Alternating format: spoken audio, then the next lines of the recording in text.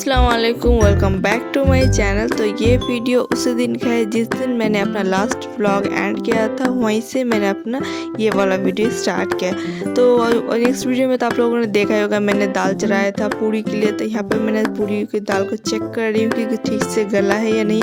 मुझे 60% दाल गला हुआ चाहिए। और दूसरी तरफ यहाँ पे ब्रेकफास्ट बनाने के लिए मैंने थोड़ा सा दाल रात को भिगो के रखा था, उसे मैं यहाँ पे पीस लिया है। ब्रेकफास्ट में बनेंगे चने और दाल के पकोड़े। चने तो भाभी ने बना लिया है और यहाँ पे मैंने दाल को पीस लिया था। उसमें एक मीडियम साइज के प्याज को बारीक चॉप करके ऐड कर दिया और इसमें मैंने हल्दी, नमक और थोड़ा सा गरम मसाला पाउडर ऐड किया। मेरे पास हरी मिर्चें नहीं थी इसलिए मैंने नहीं ऐड कर सकी। और इसे अच्छी तरह से हम लोगों ने फ्राई कर लिया था दाल के पकौड़े को। और ये रहा हमारा ब्रेकफास्ट करने के बाद मैं चली गई थी पूरी के दाल को पीसने। यहाँ पे पूरी की दाल 80% कुक हो चुका था, तो उसका जितना भी एक्सेस पानी था वो सारा पानी मैंने ड्रेन कर दिया और इसे अच्छी तरह से रूम टेम्परेचर में आने दिया। जब ये रूम टेम्परेचर में आ जाए तो थोड़ा थोड़ा क्वांटिटी लेके मिक्सी में मैं इसे भुरभुरा सा करके पीस लूँगी।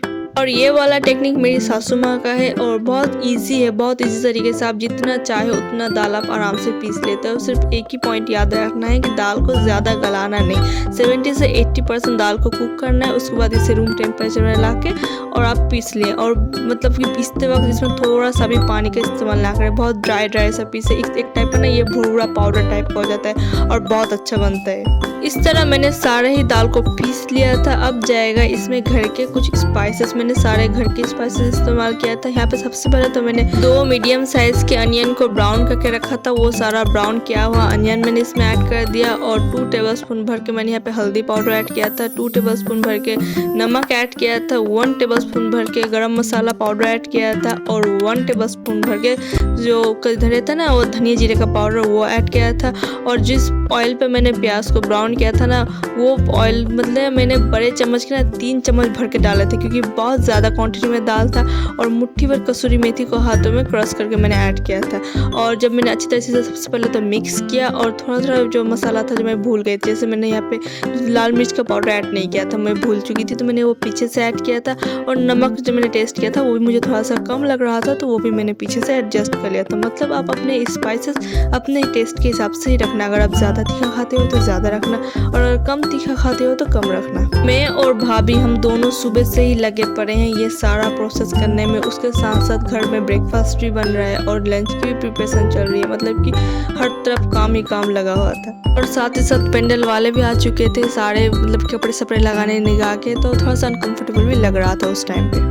यहाँ पे भाभी चिकन बना रही थी, जो देसी मुर्गी होता है ना, वो बना रही थी भाभी यहाँ पे। और मैं इसकी क्लिप नहीं ले पाई क्योंकि बहुत मतलब कि एक टाइम पे कहाँ कहाँ कैमरा रखूँ और कहाँ कहाँ मोबाइल घुमाऊँ, इस टाइप की बात हो जाती है। और वो अलग पका रही, मैं अलग पका रही हूँ, वो अलग रेसिपी बना रही, मैं अलग रेसिपी बना रही हूँ। मतलब दोनों तरफ एक कैमरा और दोनों तरफ रेसिपी चल रहा है ना, तो थोड़ा सा प्रॉब्लम हो रहा था, इसलिए मैं नहीं कर पाई।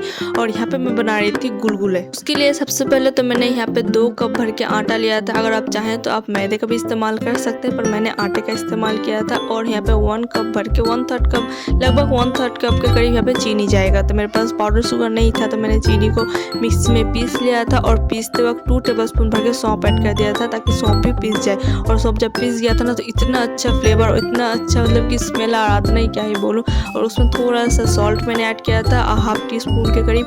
और 1.5 टेबलस्पून भर के मैंने यहाँ पे बेकिंग पाउडर ऐड किया था। अब सारे ड्राई इंग्रेडिएंट्स को अच्छी तरह से मिक्स कर लेंगे और थोड़ा थोड़ा पानी देके इसे एक बैटर से तैयार कर लेंगे। लिक्विड ही नहीं बनाना और ज़्यादा थिक भी नहीं बनाना। मैं आपको दिखाती हूँ कैसा बनाना है। कल हमारे घर पे गेस्ट आना भी स्टार्ट हो जाएगा और परसों है हल्दी, इसलिए ये सारा प्रोग्राम ना आज ही सेटल करना पड़ा, ये नाश्ते वास्ते का जितना भी प्रोग्राम था। क्योंकि एक बार जब गेस्ट आ जाते हैं ना घर पे, तो कोई से भी घर हो, आप कुछ काम नहीं कर पाते और काम में तवज्जो भी नहीं दे सकते। आप पूरा टाइम गेस्ट को देते हो और गेस्ट के साथ ही टाइम स्पेंड करते हो। और यहाँ पे ये देखिए, बातों ही मैंने बैटर को थोड़ा सा लिक्विड ही बना दिया था। सबसे पहले तो मैंने यहाँ पे हाथों पे ऑयल लगाया और इस तरह से थोड़ा सा पोर्शन लिया गुलगुले का बैटर का और इस तरह से ड्रॉप करना है। और और यहाँ पे मेरा गुलगुले का बैटर थोड़ा सा लिक्विडी हो चुका था। उसके लिए मैंने यहाँ पे 3 टेबलस्पून और ऊपर से आटा ऐड किया था और उसे अच्छी तरह से मिक्स कर लिया था। और यहाँ पे मैंने पैन पे ऑयल दिया था। जब ऑयल गर्म हो चुका था तो मैंने थोड़ा सा बैटर का टुकड़ा दिया था इसमें, ताकि चेक करने के लिए कि मिठास ठीक है या नहीं। जब गुलगुला पक के बनता है ना तो उसका मिठास ठीक है या नहीं, वो चेक करने के लिए, और ऑयल गर्म हुआ है नहीं उसके लिए। तो यहाँ पे मुझे सारा कुछ मेरा जितना भी मीठा था वो मुझे परफेक्ट लगा। तो उसके बाद मैंने एक एक करके सारा गुलगुले का ड्रॉप देना स्टार्ट कर दिया था। सबसे पहले मैंने तो ऑयल को मीडियम टू हाई फ्लेम में गर्म किया था। उसके बाद इस तरह से जब मैंने ड्रॉप देना स्टार्ट किया गुलगुले का पोर्शन को, तो मैंने फ्लेम मीडियम कर लिया था। और जब ये पूरा ड्रॉप खत्म हो गया देना ना, तो उसके बाद मैंने मीडियम टू हाई फ्लेम में इसे अच्छी तरह से गोल्डन ब्राउन कर लिया था और अच्छी तरह से पका लिया था ताकि अंदर कच्चा ना रहे।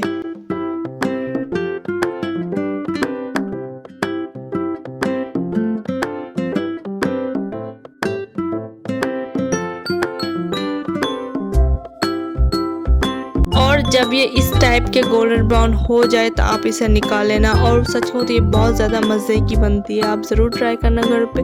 और मतलब इस तरह से मैंने फटाफट से जितने भी बैच था गुलगुले का वो सारा बैच कंप्लीट कर लिया था। इसके अंदर बेकिंग पाउडर डाला हुआ रहता है ना, तो जब इसे आप गरम गरम ऑयल पे डालते हो, ड्रॉप देते हो ना, तो ये फूल के एक राउंड शेप में आ जाता है और अंदर इतना ज़्यादा जालीदार होता है ना कि क्या ही बोलूँ। गुलगुले का काम कंप्लीट करने के बाद मैं चली गई थी युवान को शावर देने के लिए और मैं भी फ्रेश हो गई थी और युवान को लंच करवा के उसे सुला दिया था सबसे पहले। उसके बाद मैंने खुद भी लंच किया और थोड़ा सा रेस्ट लेने के बाद 3:30 के करीब मैं फिर से आ गई थी किचन पे, क्योंकि पूरी के लिए आटा गूंदना है ना, वो सारा काम कंप्लीट करने के लिए। डो बनाने के लिए तो सबसे पहले तो मैंने यहाँ पे आटा लिया था। मैंने 1 kg वाला जो आशीर्वाद का पैकेट होता है ना, वो सारा पैकेट यहाँ पे डाल दिया था खोल के।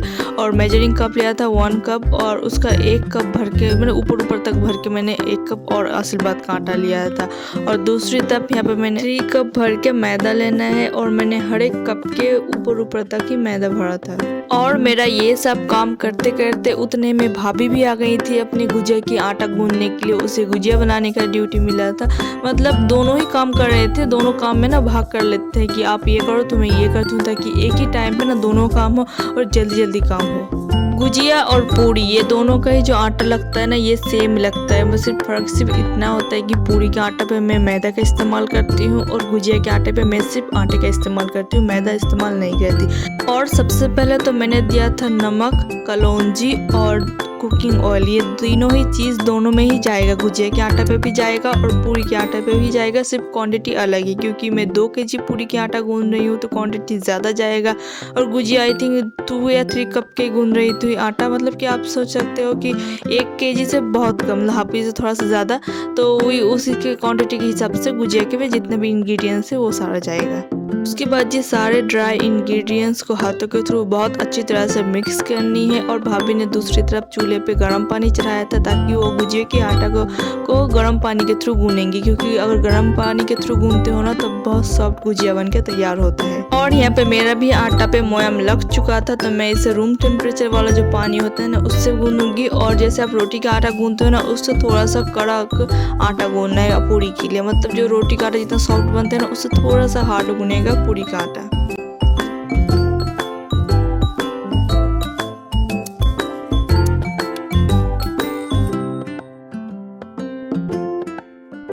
यहाँ पे मेरा भी पूरी का आटा गूंदना हो चुका था और भाभी का भी गुजिया का आटा गूंदना हो चुका था। तो हम दोनों ने मिलकर डिसाइड किया कि सबसे पहले गुजिया का आटा का गुजिया बना लेते हैं, तब दोनों करेंगे तो फटाफट से हो जाएगा। और पूरी का आटा को हम दोनों ने रेस्ट पे दे दिया था, ताकि उसमें मैदा दिया हुआ है ना, तो वो जितना रेस्ट करेगा पूरी उतना अच्छा होगा।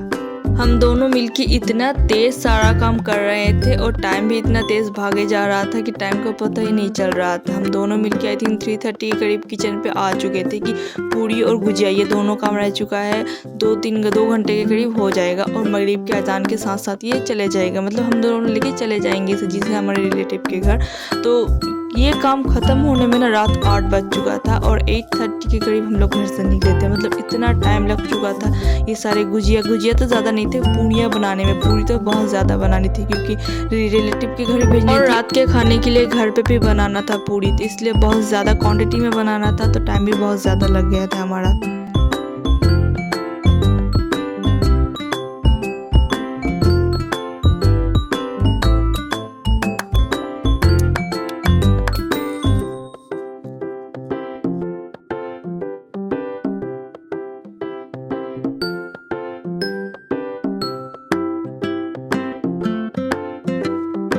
और ये सारा काम करते करते ना शाम का भी टाइम हो चुका था, तो भाभी को मैंने भेज दिया था चाय बनाने के लिए। और मैं यहाँ पे जितना मुझसे हो सकता था मैं यहाँ पे काम टान रही थी, क्योंकि सुबह से काम कर रही हूँ ना, तो मतलब कि इतना ज़्यादा स्ट्रेसफुल हो रहा था और इतना थकावट फील हो रहा था कि भाभी को मैंने बोला कि चले चले जल्दी जल्दी उठे, आप चाय बना के दीजिए और मैं यहाँ पे काम टानती हूँ। तो जी चाय से पी के जितने भी काम था वो सारा काम मैंने और भाभी ने दोनों मिलके कंप्लीट किया। और फाइनली 8 बजे के करीब हमारा काम कंप्लीट हो चुका था और फटाफट से हम दोनों चले गए थे रेडी होने के लिए, क्योंकि हमें हमारा रिलेटिव्स के घर भी जाने थे ये सारा कुछ लेके। और मैंने यहाँ पे ये पर्पल कलर का ड्रेस पहना था जो कि कॉटन पे था और ये बहुत ज़्यादा कंफर्टेबल था। मन नहीं कर रहा था मेरा कुछ हैवी ड्रेस पहनने का, क्योंकि मैं बहुत ज़्यादा टायर्ड थी।